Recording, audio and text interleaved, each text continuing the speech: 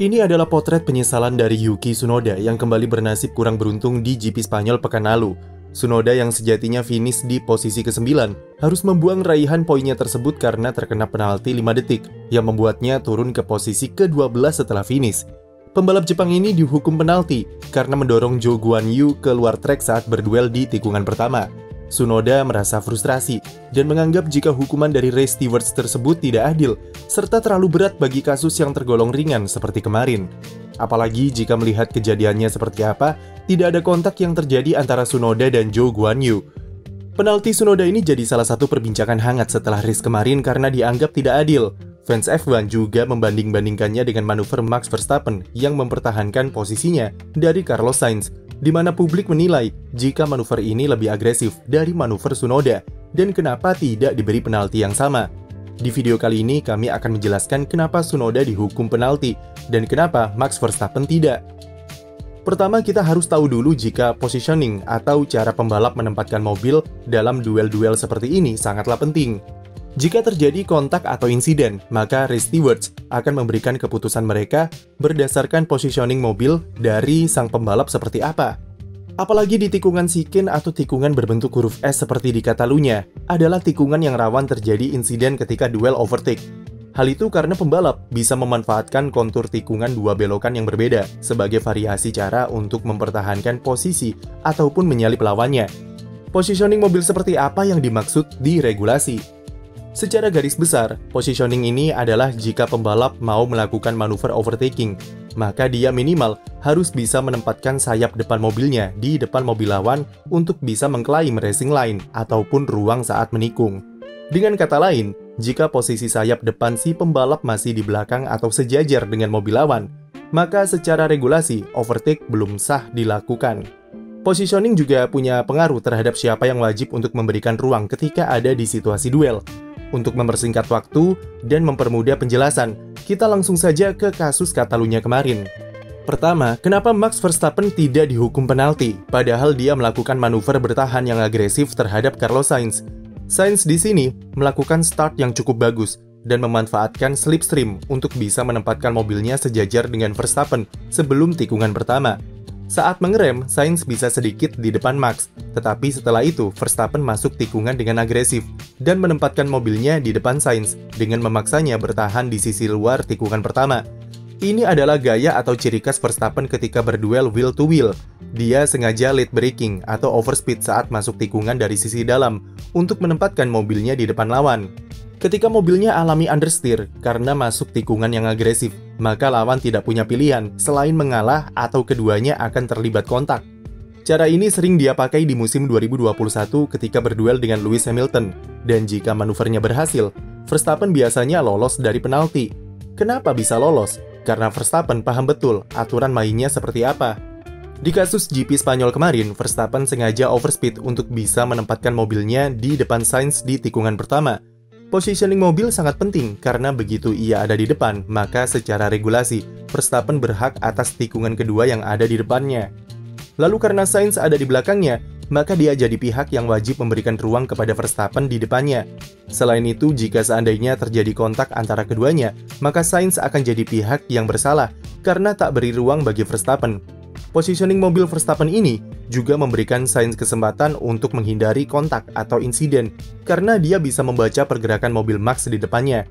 Apalagi posisi mobilnya sudah lebih dari satu badan mobil di depan Sainz, maka manuver bertahannya bisa dibilang cukup bersih. Jadi alasan utama kenapa manuver Verstappen bisa lolos dari penalti adalah soal penempatan mobil yang jitu dan sesuai dengan regulasi. Manuvernya harus diakui memang agresif, tapi masih tergolong aman dan tidak melanggar aturan selama mobilnya di depan Sainz. Lalu bagaimana dengan kasus Yuki Tsunoda dan Zhou Guanyu? Skenarionya adalah Zhou di sini mencoba untuk menyalip Tsunoda dari sisi luar tikungan pertama. Namun Tsunoda tentunya tidak ingin kehilangan posisi begitu saja dan melancarkan manuver balasan untuk mempertahankan posisi kesembilannya. Dia melakukan late braking dan overspeed di tikungan pertama, menyebabkannya alami understeer di sana. Disinilah perbedaan paling signifikan antara manuver Tsunoda dan Max Verstappen. Jika Verstappen bisa menempatkan mobilnya di depan Sainz, maka Tsunoda di sini tidak bisa memposisikan mobilnya di depan Zhou. Dari tampilan onboard, terlihat jika mobil Tsunoda meskipun nampak sejajar, tapi sekilas nampak kalau mobil AlphaTauri-nya masih sedikit di belakang Zhou. Jadi secara regulasi, posisi Zhou Guanyu ada di depan Tsunoda dan pembalap Alfa Romeo ini berhak atas racing line di tikungan kedua. Sebaliknya, Tsunoda memang berhak untuk mempertahankan posisinya dengan manuver agresif seperti itu. Tapi selama posisinya belum ada di depan Zhou, maka dia wajib memberikan ruang yang cukup untuk lawan di sampingnya.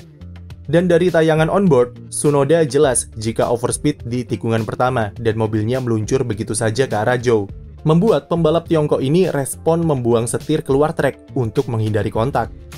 Posisi Tsunoda yang ada di samping membuat Zhou tidak bisa membaca pergerakan pembalap AlphaTauri itu, dan juga jadi faktor mengapa Tsunoda dihukum penalti.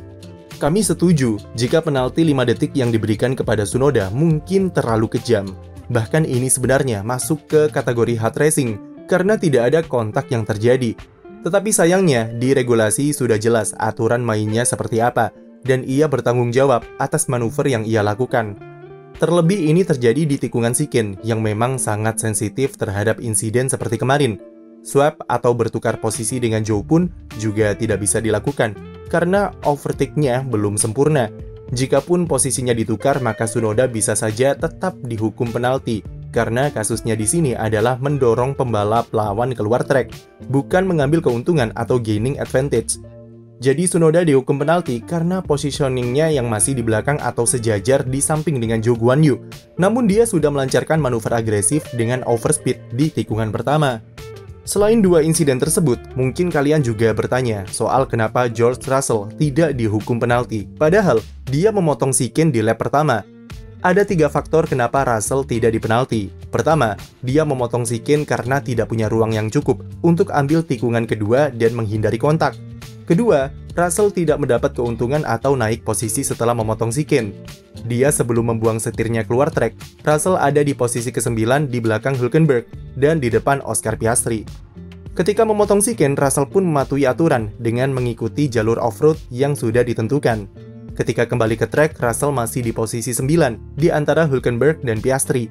Lalu faktor ketiga adalah ini terjadi di lap pertama dan Ray Stewart akan memaklumi kondisi trek yang chaos untuk memotong Shiken supaya menghindari insiden. Aturan soal positioning yang kami jelaskan ini sebenarnya hanya sebagian kecil dari berbagai contoh kasus yang ada atau yang mungkin terjadi di masa depan. Penempatan mobil oleh pembalap bisa sangat bervariasi dan sangat tergantung dengan kondisi saat duel serta model tikungannya seperti apa. Variabel-variabel tersebut akan membuat interpretasi dari regulasi soal positioning pembalap bisa berbeda. Seperti interpretasi terhadap insiden George Russell dan Verstappen di Baku, atau Hamilton dengan Alonso di GP Belgia tahun lalu. Aturan soal positioning itu sangat luas dan bisa bermacam-macam penerapannya. Kasus satu bisa berbeda dengan kasus lainnya. Bahkan beda Ray Stewart saja bisa tindakan yang diberikan berbeda juga. Intinya adalah yang namanya balapan memang harus duel keras dan salip-menyalip untuk meraih hasil terbaik. Tapi pembalap harus ingat, jika ada aturan yang tertulis di regulasi dan harus dipatuhi kalau mereka tidak ingin dihukum penalti. Sekian video dari kami, jangan lupa beri like dan subscribe untuk konten F1 lainnya.